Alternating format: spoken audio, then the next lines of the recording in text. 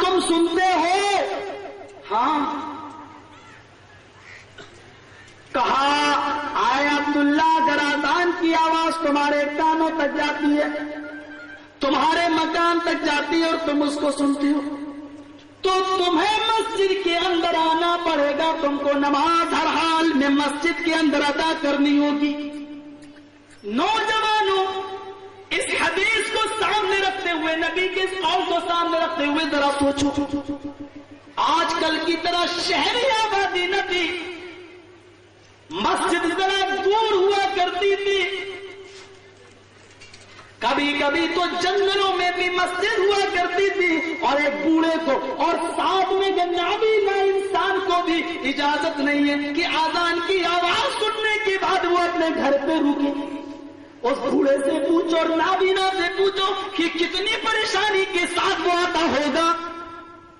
اس کو لاٹھی کی ضرورت بھی پڑتی ہوگی، راستے میں کوئی سانپ اور بچھو نہ کاٹے. اس کو ٹھوکریں بھی لگتی ہوں گی. رات کے اندھیرے میں ٹیوب لائٹ اور لیمپوں کمکموں کا زمانہ نہیں ہے. مسجد کی دیواروں سے بھی ٹکراتا ہوگا، اور راستے میں کبھی بارش ہو جائے تو پکی سڑکیں بھی نہیں، کیچڑ کے اندر بھی اس کا پیر دھستا ہوگا.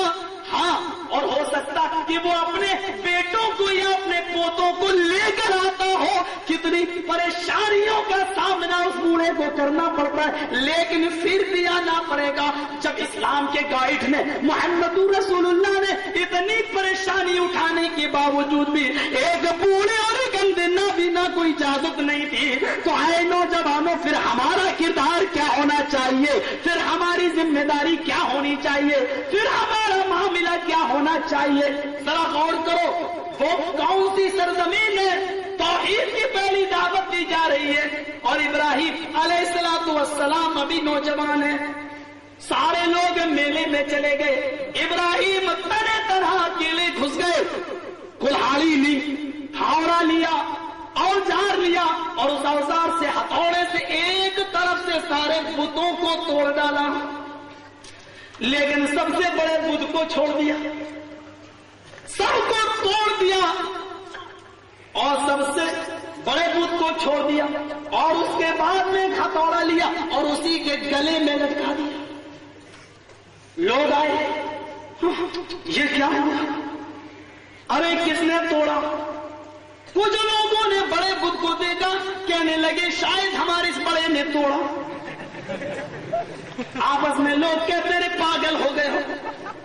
ارے وہ کیسے توڑے گا جو اڑنے کی طاقت نہ رکھتا ہو، چلنے کی طاقت نہ رکھتا ہو؟ اور یہ سبھی تو بت ہیں، اگر ایک توڑ سکتا ہے تو دوسرا بھگوان، دوسرا خدا بچنے کی اور بچانے کی صلاحیت کیوں نہیں رکھتا؟ یہی معاملہ تو آج ہمارے ہندو میجورٹی میں بھی ہے. ان کی یہاں بھی دیوتاؤں کی تعداد بھر مارے، یہ دیو، یہ دیو، یہ دیو، یہ دیو، اور سب سے بڑا ہے مہادیو. ان کے یہاں پر بھی خداؤں کی قسمیں بنا دی گئی، یہ چھوٹا، یہ اس سے بڑا، یہ اس سے بڑا، یہ اس سے بڑا، اور سب سے بڑا شنکر، شنکر سے بڑا کوئی ہے ہی نہیں.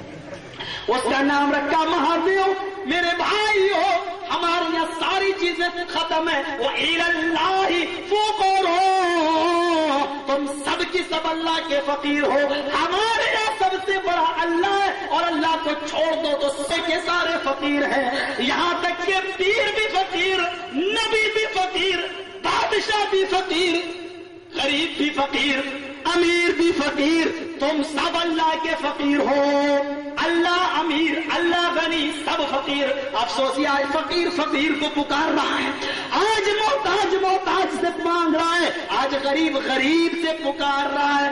جس کو قرآن چیلنج دیتا ہے اور کہتا ان الذین تدعون من دون اللہ لن یخلقوا ذبابا ولو اجتمعوا له وان یطلبهم الذباب شیئا لا یستنقذوه منه ضعف الطالب والمطلوب. قرآن چیلنج دیتا ہے، آئے دنیا کے سارے باباؤں، اجمیر والا بھی ہو، بدایوں والا بھی ہو، کچھوچا والا بھی ہو، بریلی دہلی کا بھی ہو اور پاکستان کے لاہور کراچی اور دنیا کے سارے بابا، یہاں تک کہ سب سے بڑا، جیسے ہندوؤں میں یہ بڑا، یہ اس سے بڑا، یہ اس سے بڑا، یہاں ہمارے شہر کا اس سے بڑا بدایوں والا، اس سے بڑا اجمیر والا، سب سے بڑا عراق میں جو دفن ہے بغداد میں اعلیٰ حضرت کون؟ پیران پیر عبد القادر، یہ سب کے بابا، ان کی یہاں پر بھی سب سے بڑا وہ پیران پیر، ان سے بڑا کوئی نہیں ہے، انہوں نے بھی قسمیں نکالی۔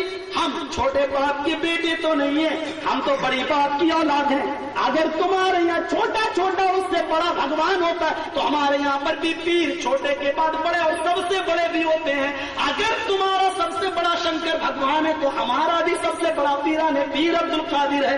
قرآن کہتا ہے ان الذین تدعون من دون اللہ، تم اللہ کو چھوڑ کر جن کو بھی پکار رہے ہو اور جن سے بھی تم مدد مانگتے ہو، لن یخلقوا ذبابا، سب مل کر ایک مکھی پیدا کر کے دکھا دیں۔ لن یخلقوا ذبابا، اور اللہ نے جمع کا لن یخلقوا، اور یہ کہ سب مل کر، اجمیر والا اکیلا نہیں، ہندوستان، پاکستان، بنگلہ دیش، نیپال اور بغداد سب کو لے لو۔ نہیں مولانا اتنی بڑی بات مت کہو، بابا تصرف کا حق رکھتے ہیں، تصرف جانتے ہو، چاہے تو دنیا میں الٹنے کا حق رکھتے ہیں، تباہ کرنے کا حق رکھتے ہیں۔ اتنے بڑی بابا کی طاقت ہے، لیکن امریکہ کروز میزائل گرا رہا ہے بابا کی قبر کے لیے، اور ان کے قبر کی حفاظت کے لیے آج مسلمان جلوس نکالا۔ امریکہ مرد آباد، مقدس قبروں کی توہین بند کرو، ہمارے مزار کی توہین بند کرو۔ ارے بابا تصرف کا حق رکھتے ہیں، امریکہ کی میزائل کیوں نہیں ہاتھ میں دے کے پھینک دیتے؟ امریکہ تصرف کا حق رکھتے ہیں، لیکن یہ طاقت نہیں ہے، آپ ان کو بول رہے ہیں نہیں صاحب، یہ طاقت نہیں ہے، تصرف کا حق رکھتے ہیں۔ کہاں؟ جہاں میرے پیٹ کی توندیں موٹی ہوں گی، وہاں جہاں پچکیں گی وہاں بابا کو چھوڑ رہے ہیں، پتہ نہیں کہاں کا ہے، پتہ نہیں کہاں۔ قرآن کہتا ہے لن یخلقوا ذبابا، سارے مل کر ایک مکھی، یہ بھی نہیں کہا ایک بابا ایک مکھی، نہیں، سب مل کر ایک مکھی، ذبابا نکرا کا، اور اللہ نے لن کا، لن یخلقوا، ہرگز کبھی بھی ایک مکھی پیدا نہیں کر سکتے، لن کا لن یخلقوا، ہرگز پیدا نہیں کر سکتے، کر کے دکھا۔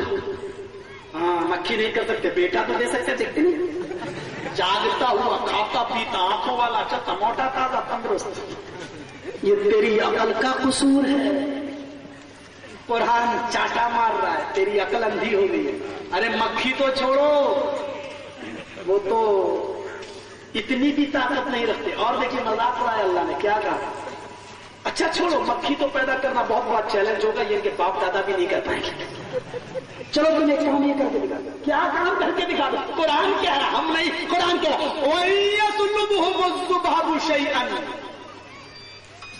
اگر مکھی کو چھین لے جائے، شیئن کچھ بھی، شیئن کا نکرہ، کچھ بھی کا مطلب چلو سب سے حقیر چیز، سب سے کم چیز لے، مکھی اکثر مٹھائی پر بیٹھتی ہے، اور کون سی مٹھائی کی مثال دوں؟ چلو آپ کے شب برات کے حلوے کی مثال دیں۔ آپ کا بابا کے نام پر، بزرگوں کے نام پر حلوہ بنا رہا، کسی بزرگ کی حلوے پر مکھی بیٹھ جائے اور تھوڑا سا حلوہ لے کے اڑ جائے، کتنا لے گی؟ مکھی کتنا لے کے اڑے گی؟ قرآن کیا کہتا ہے؟ شیئن، تھوڑی سی چیز لے کے چلی جائے، اڑ جائے، تیرا حلوہ ہی لے جائے۔ وَيَطْلُبُهُمُ الذُّبَابُ شَيْئًا لَا يَسْتَنْقِذُوهُ مِنْهُ، اگر تو نے اپنی ماں کا حلال دودھ پیا ہے تو ذرا وہ حلوہ چھین کے ہی دکھا دے۔ قرآن کہہ رہا ہے يَطْلُبُهُمُ الذُّبَابُ شَيْئًا لَا يَسْتَنْقِذُوهُ مِنْهُ، یہ اس سے وہ حلوہ چھیننے کی بھی طاقت نہیں رکھتے۔ ارے مکھی پیدا کرنا تو دور، اس مکھی کو پوری دنیا میں تم تو حاضر و ناظر ہو، ہر جگہ موجود ہو، جہاں پکارو وہاں موجود ہو، تو بھی یہ مکھی کو پکڑ کے دکھا دے اور اس سے وہ حلوہ چھین کر دکھا دے، جو حلوہ چھین طاقت نہیں رکھتا وہ تم کو دینے کی طاقت کیا رکھے گا؟ اور اس سے بھی بڑا چاٹا مارا اللہ نے، جو اتنا بڑا کمزور ہو، جو نہ مکھی پیدا کر سکے اور مکھی جو لے جائے اس کو چھین بھی نہ سکے، ضعف الطالب والمطلوب، پکارنے والا بھی کتنا کمزور اور جس کو پکار رہا ہے وہ بھی کتنا کمزور کمزور کو پکار رہا ہے، فقیر سے مانگ رہا ہے، مخلوق کو پکار رہی ہے۔